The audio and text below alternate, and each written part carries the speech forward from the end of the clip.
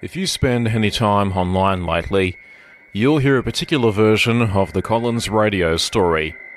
Collins was the greatest communications company in the world. Then Arthur Collins got too ambitious, bet the company on the future, and Collins failed. It makes for a fantastic YouTube documentary, except there's only one problem.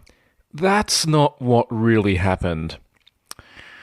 And while we're on the subject, what if I told you Collins engineers were bouncing radio signals off the moon years before Apollo, and that evolution continued right the way through to the present day? Because if Collins truly failed, why is the name still flying today? Literally.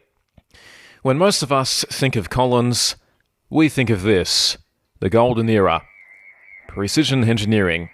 Amazing radios that somehow felt both industrial and elegant at the same time. For hams, this became the Collins identity. And understandably so, because these radios earn their reputation. And look, I get it, okay? Clearly I like Collins. These radios are just different. The way they tune, the engineering, the way they somehow still feel premium decades later. But here's the thing, ham radio was never the whole Collins story. Not even remotely. And once you understand that, the whole Collins failed story starts looking very different. Because long before most hams were debating winged emblems, round emblems, matching cabinets, correct knobs, and close-range serial numbers, Collins had already become something much bigger. Military communications, aircraft systems, mission-critical technology. The kind of systems where failure wasn't merely inconvenient. Failure could mean lost aircraft, failed operations, or astronauts stranded. And if you've flown commercially, there's actually a decent chance Collins was involved. And if you've worked around military aviation, even more likely, because Collins was never simply a ham radio company. Ham radio is just a part most of us remember. And nowhere was that more obvious than space. Because Apollo didn't happen in isolation. Long before astronauts were walking on the moon, Collins engineers were already solving seemingly impossible communications problems. In 1951, Collins engineers were already bouncing radio signals off the moon, working with the National Bureau of Standards to exchange coded UHF signals between Iowa and Virginia. Now think about that for a second. Bouncing radio signals off the moon in 1951. Then, in 1960, Collins used NASA's Echo 1 passive satellite to conduct some of the earliest two-way satellite voice communications, later transmitting a photograph via satellite as well. By the time Mercury, Gemini, and Apollo missions were underway, Collins had become deeply involved in American space communications. So when Apollo arrived, Collins wasn't new to impossible communications problems. It had already been solving them for years. And now the challenge changed completely. The question was no longer, how do we talk across a continent? The question became, how do we reliably communicate with astronauts almost 400,000 kilometers away? Remember, this was 1960s technology. No internet, no cloud computing, no modern networks.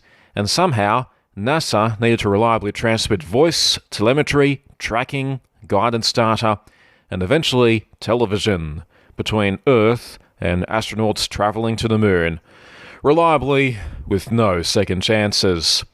Collins played a major role supporting the communication systems behind Apollo, including equipment used within the unified S-band network, carrying voice, telemetry, tracking, and television between astronauts and Earth, because somebody somewhere always had to be listening. And in Australia, places like Honeysuckle Creek in Canberra and Parkes, New South Wales, became critical parts of that communications chain.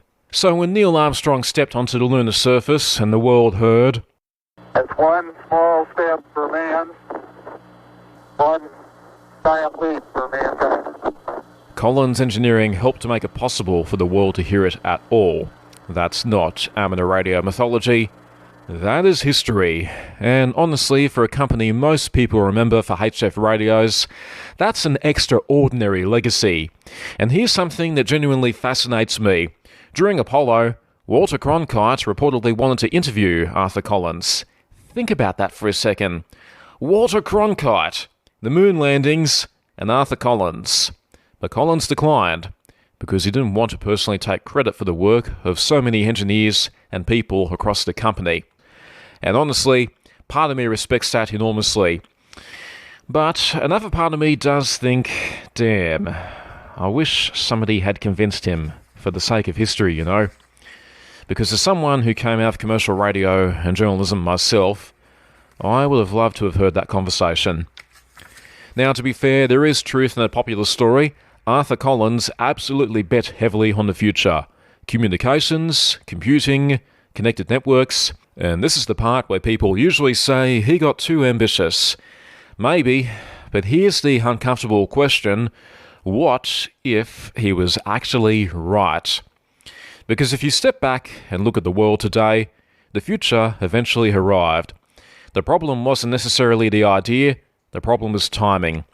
The computing hardware of the 1960s simply wasn't ready. Too expensive, too large, too slow. Meanwhile, government contracts slowed, competition changed, and financial pressure became severe.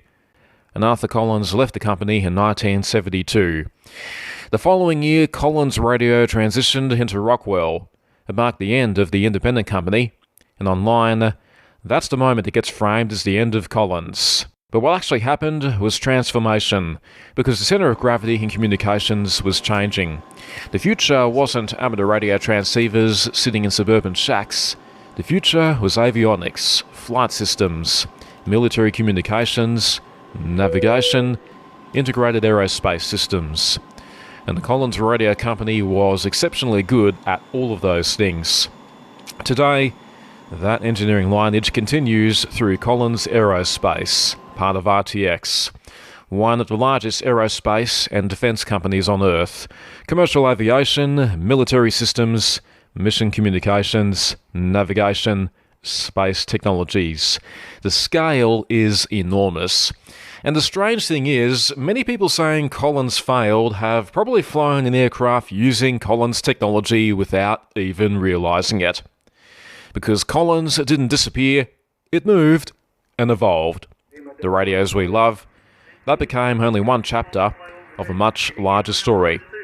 And that doesn't much sound like failure to me. Now, I do understand why many hams feel like Collins disappeared, because in a way, our Collins largely did. The world of KWM2s, S-lines, those late nights on HF, the amazing engineering, that world mostly became history, and yes, that can feel like loss, maybe even failure. Especially if you've ever watched perfectly sensible adults become strangely emotional over matching cabinets, correct knobs, winged emblems, or a stupid argument over a 312B5. But maybe that's the real story here, not failure, change. Because companies evolve, technology evolves, the world moves, and sometimes what we miss most isn't the company, it's the era. So, did Collins Radio really fail? No. The independent company ended, but the engineering evolved, the technology evolved, and Arthur Collins, he may simply have been early. And today, Collins still flies. Literally. I'm VK3 USA. This is Real Ham Radio.